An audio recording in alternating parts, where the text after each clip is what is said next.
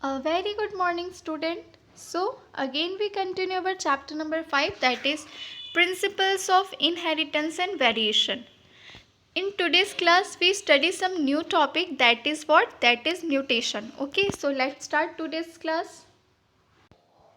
So, mutation. ये जो word है म्यूटेशन, ये आप लोगों ने पहली बार सुना होगा या हो सकता है वर्ड आपने पहले भी सुना होगा, ठीक है ना।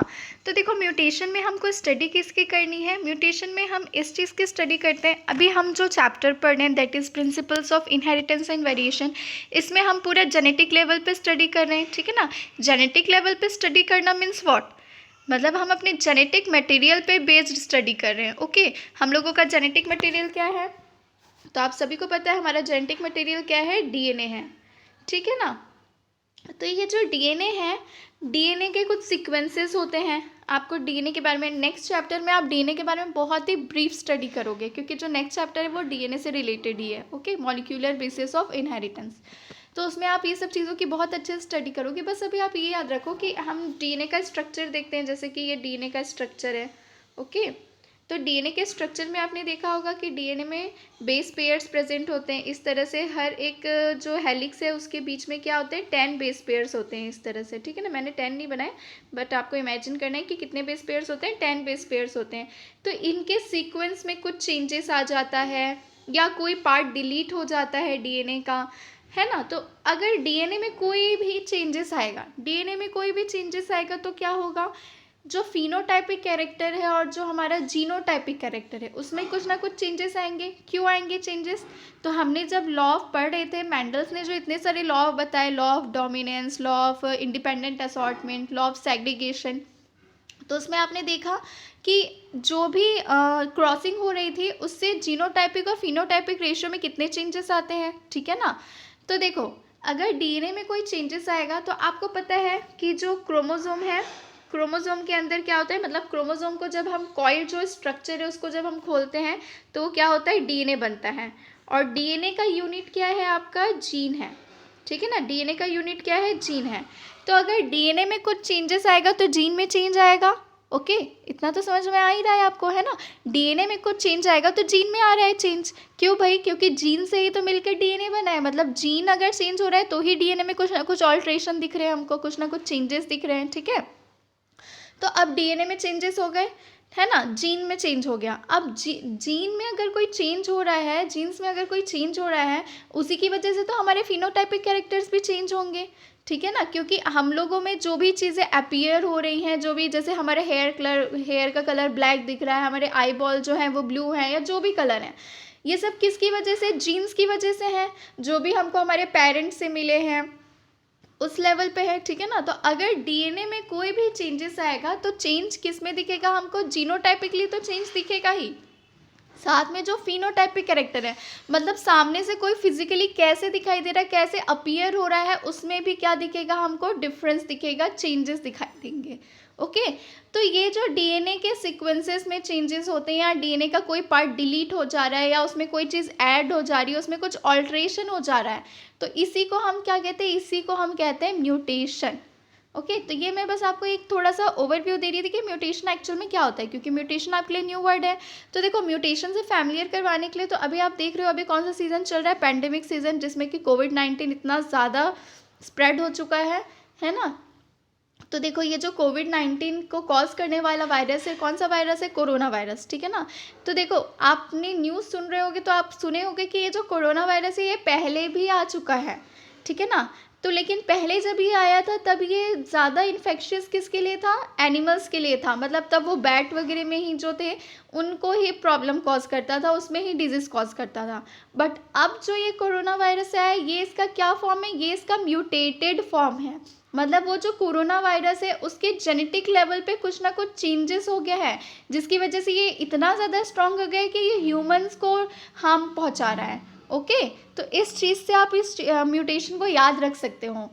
ओके, तो ये था म्यूटेशन के बारे में। तो देखो, म्यूटेशन अब रीड कर लेते हैं, म्यूटेशन के बारे में क्या लिखा है। Mutation is the phenomena which result in alteration of DNA sequences and consequently result in changes in the genotype and phenotype of an organism. तो क्या बता रहा है कि ये जो म्यूटेशन है वो एक ऐसा फिनोमिना है जिसके कारण जो ऑर्गेनिज्म है उनके, जस्ट अ मिनट, ओके। तो देखो क्या बता रहे हैं यहाँ इतने लाइन में कि म्यूटेशन एक ऐसा फिनोमिना है, एक ऐसा प्रोसीजर है जिसकी वजह से क्या होता है, डीएनए के सीक्वेंसेस में कुछ ना कुछ चेंजेस आ जाते हैं। और अगर डीएनए के सीक्वेंस में कुछ चेंजेस आए तो उसकी वजह से किस में चेंज दिखाई देता है, उसके रिजल्ट के थ्रू हमको किस में चेंज दिखाई देता है, जीनोटाइपिक और फिनोटाइपिक जो भी ऑर्गेनिज्म है उसके जीनोटाइपिक या फिनोटाइपिक कैरेक्टर में हमको क्या दिखाई देता है, चेंजेस दिखाई देते हैं। ठीक है, तो ये तो सिंपल है, आपको पता है भाई कि क्यों जीनोटाइपिक और फिनोटाइपिक चेंजेस दिखाई देगा, क्योंकि किस में चेंजेस हो रहा है, जेनेटिक लेवल पे चेंजेस हो रहा है, डीएनए में चेंजेस हो रहा है। ओके और जिसका जेनेटिक मटेरियल आरएनए होगा तो हो सकता है आरएनए में चेंजेस हो रहा होगा। ठीक है ना, तो ये डीएनए आरएनए जो भी है इसमें जेनेटिक मटेरियल पे अगर कोई भी चेंजेस हो रही है, उसके सीक्वेंस में चेंज हो रहा है, उसमें कोई चीज़ ऐड हो जा रही है, कोई चीज़ डिलीट हो जा रही है, उसकी वजह से उसमें ऑल्ट्रेशन हो जा रहा है। किस में ऑल्ट्रेशन हो रहा है, जेनेटिक मटेरियल में ऑल्ट्रेशन हो रहा है। और हमको पता है कि जेनेटिक मटेरियल किससे बना है, उसका यूनिट क्या है, उसका यूनिट है आपका जीन। उसका यूनिट क्या है, जीन है। ठीक है ना, तो जीन यूनिट है, तो जीन में कुछ ना कुछ चेंजेस होगा तभी तो जेनेटिक मटेरियल में चेंजेस हो रहा है। और अगर जीन में चेंजेस हो गया तो जीन्स ही क्या करता है, ट्रेट्स को कैरी करके रखता है, कैरेक्टर्स को कैरी करके रखता है। तो अगर कैरेक्टर को जीन कैरी कर रहा है और जीन में चेंजेस हो रहा है तो फिनोटाइपिक कैरेक्टर में भी चेंजेस आ जाएंगे। ओके, तो यही इसमें बताना चाह रहा है कि म्यूटेशन क्या है, एक ऐसा फिनोमिना है जिसमें क्या होता है, जो डीएनए के सिक्वेंसेस है उसमें कुछ ना कुछ चेंजेस होते हैं जिसकी वजह से किसी भी ऑर्गेनिज्म का जीनोटाइपिक और फिनोटाइपिक कैरेक्टर में क्या हो जाता है, चेंज आ जाता है। ओके, उसके बाद क्या बता रहा है, in addition to recombination mutation is another phenomena that leads to variation in DNA. तो देखो क्या बता रहा है, एक तरह से म्यूटेशन थोड़ा बहुत अच्छा भी होता है, हाँ, लेकिन हर समय अच्छा नहीं होता है। जैसे कि अब आप कहोगे मैडम कोरोना वायरस तो अच्छा नहीं है, ये तो हमको हार्म कर रहे हैं ना, हाँ, तो ऐसा नहीं है कि हर समय ये अच्छा हो म्यूटेशन, लेकिन कभी कभी म्यूटेशन के कारण क्या होता है, वेरिएशंस आ जाता है।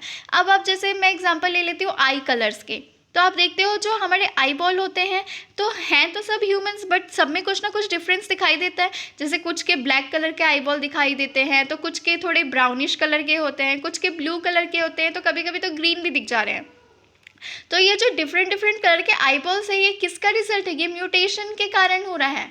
तो देखो म्यूटेशन के कारण चेंजेस आए और ये चेंजेस खराब है क्या, कि आईबॉल के कलर में चेंजेस, इससे तो हमको वेरिएशन दिखाई दिया, अच्छे वेरिएशन हो सकता है कि जिसके आईबॉल जो है ब्लू कलर के वो बहुत ज़्यादा प्रीटी दिखते हों, है ना, जो भी है। तो इस तरह से म्यूटेशन हर समय बुरा नहीं होता है, म्यूटेशन कभी कभी अच्छा भी होता है, और किस तरह से वो वेरिएशन ले आता है, दैट्स वाई वो थोड़ा अच्छा होता है। ठीक है ना, लेकिन इसका मतलब ये नहीं है कि आप कह दो कि सारे म्यूटेशंस जो होते हैं वो अच्छे होते हैं। ओके, तो यहाँ पे यही बता रहा है, in addition to recombination mutation is another phenomena that leads to variation in DNA. तो क्या बता रहा है कि म्यूटेशन जो है वो एक ऐसा फिनोमेना है जिसकी वजह से डीएनए में क्या होता है, वेरिएशन आता है, और डीएनए में वेरिएशन आया मतलब जीनोटाइपिक फिनोटाइपिक कैरेक्टर में वेरिएशन आएगा, है ना। तो वही बात इसमें बताई जा रही है। फिर क्या बता रहा है, one DNA helix runs continuously from one end to another in each chromatid is a highly supercoiled form। तो देखो अब बता रहे हैं कि डीएनए के स्ट्रक्चर के बारे में थोड़ा सा बता रहे हैं कि चैप्टर 6 में आप क्या स्टडी करोगे डीएनए के स्ट्रक्चर के बारे में, है ना, लिखा है ना, लिखा है as you will learn in chapter 6 DNA helix continuously from one end to the other in each chromatid is a highly supercoiled form। ठीक है, तो वही बता रहा है कि नेक्स्ट चैप्टर में आप स्टडी करोगे कि ये जो डीएनए का हेलिक्स होता है, हेलिक्स किसको कहते हैं, अभी मैंने आपको डीएनए का स्ट्रक्चर बना के दिखाया था ना, फिर से बना देती हूँ। देखो जैसे कि ये क्या है, ये डीएनए आपको पता है ना, डीएनए जो है वो 2 चेन से बना होता है, और ये एक एक हेलिक्स बन रहे हैं, मतलब इस तरह से जो स्ट्रक्चर बन रहा है ये क्या कहलाता है, आपका हेलिक्स कहलाता है। ठीक है ना, तो डीएनए का जो हेलिक्स होता है, ओके, तो देखो ये डीएनए का स्ट्रक्चर है, किसका स्ट्रक्चर है, डीएनए का स्ट्रक्चर है। तो डीएनए जो है वो 2 चेन से मिलके बना होता है, दिख रहा है हमको, एक चेन ये, एक चेन ये, ठीक है।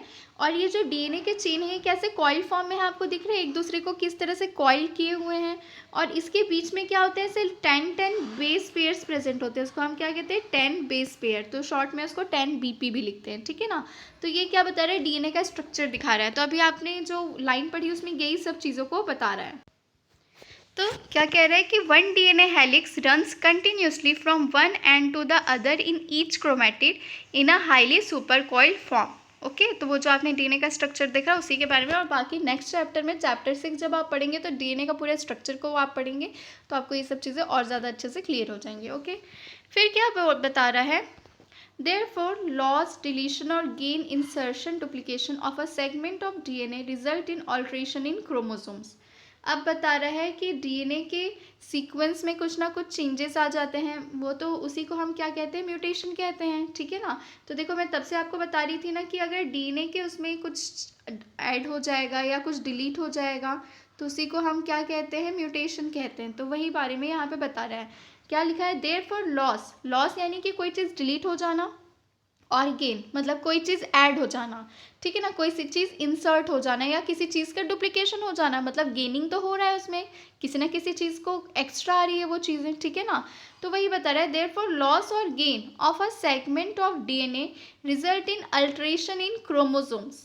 ओके, तो क्या कह रहा है कि अगर डीएनए के सेगमेंट में कोई भी चीज़ डिलीट हो जा रही है या फिर कोई चीज़ लॉस हो जा रही है या कोई चीज़ गेन हो जा रही है, मतलब इंसर्ट हो जा रही है या डुप्लीकेट हो जा रही है, तो डीएनए के सीक्वेंस में और क्रोमोसोम्स में क्या हो जाएंगे, चेंजेस आ जाएंगे। ओके, फिर क्या लिखा है, since genes are known to be located on chromosomes, alteration in chromosome result in abnormalities और एबरेशंस। तो वही बता रहा है कि अगर क्रोमोसोम में कुछ ना कुछ चेंजेस आ रहे हैं, ठीक है ना, क्रोमोसोम में चेंजेस आ रहे हैं, क्रोमोसोम में कुछ ना कुछ अल्ट्रेशन हो रहा है जिसकी वजह से क्या होगा, एबनॉर्मलिटीज आ सकती है, एबरेशंस हो सकते हैं, ठीक है ना। तो वही बताने की कोशिश करें कि ये सब चीज़ें क्या कहलाती है, म्यूटेशन कहलाती हैं। अगर डीएनए में चेंजेस आ रहा है मतलब क्रोमोसोम में चेंजेस आ रहा है, डीएनए में चेंजेस आ रहा है मतलब जीन में चेंजेस आ रहा है, ठीक है ना। क्यों, क्योंकि ये सब चीज़ें तो एक दूसरे से लिंक्ड ही है। मैं शुरू से आपको बताती आ रही हूँ जब से चैप्टर हम पढ़ रहे हैं कि हम लोगों का जो जेनेटिक मटेरियल है वो क्या होता है, क्रोमोसोम होता है, ठीक है। अब ये मत लिख देना कहीं आंसर में कि क्रोमोसोम हमारा जेनेटिक मटेरियल होता है, मैं आपको बस बता रही हूँ कि क्रोमोसोम में को जब हम अच्छे से कॉइल फॉर्म जो स्ट्रक्चर है उसको खोलते हैं तो क्या होता है, डीएनए बन जाता है, और डीएनए किसका बना होता है, जीन का बना होता है। तो इस तरह से जो इसकी सबसे छोटी यूनिट है दैट इज जीन, जीन में चेंजेस आएगा मतलब डीएनए में चेंजेस आया, डीएनए में चेंजेस आया मतलब किस में चेंज आ जाएगा, क्रोमोसोम में चेंजेस आ जाएगा। ओके, तो वही बात यहाँ पे बताई जा रही है कि अगर जीन में कुछ ऑल्ट्रेशन हो रहा है या जीन में चेंजेस आ रहा है मतलब डीएनए में चेंजेस आ रहा है, डीएनए में चेंजेस आ रहा है मतलब क्रोमोसोम में चेंज आ रहा है। ओके, फिर क्या लिखा है, In addition to the above, mutation also arises due to change in a single base pair of DNA. This is known as point mutation.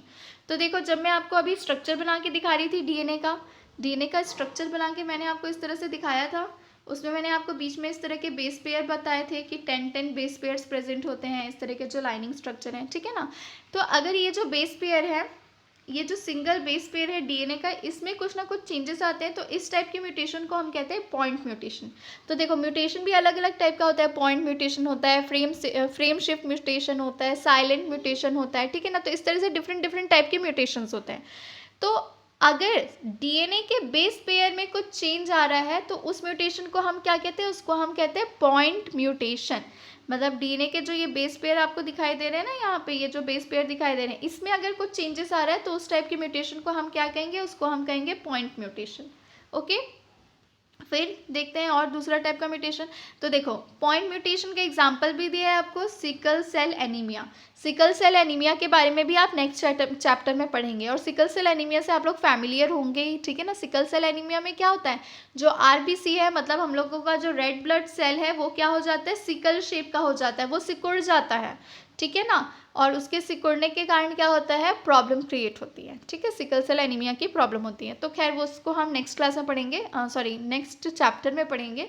अभी जो चीज़ें देखनी है आपको वो देख लो। तो पॉइंट म्यूटेशन के एग्जाम्पल में आपका क्या आ जाएगा, सिकल सेल एनीमिया आ जाएगा। ओके, उसके बाद फिर क्या बता रहा है, deletions and insertions of base pairs of DNA causes frame shift mutation.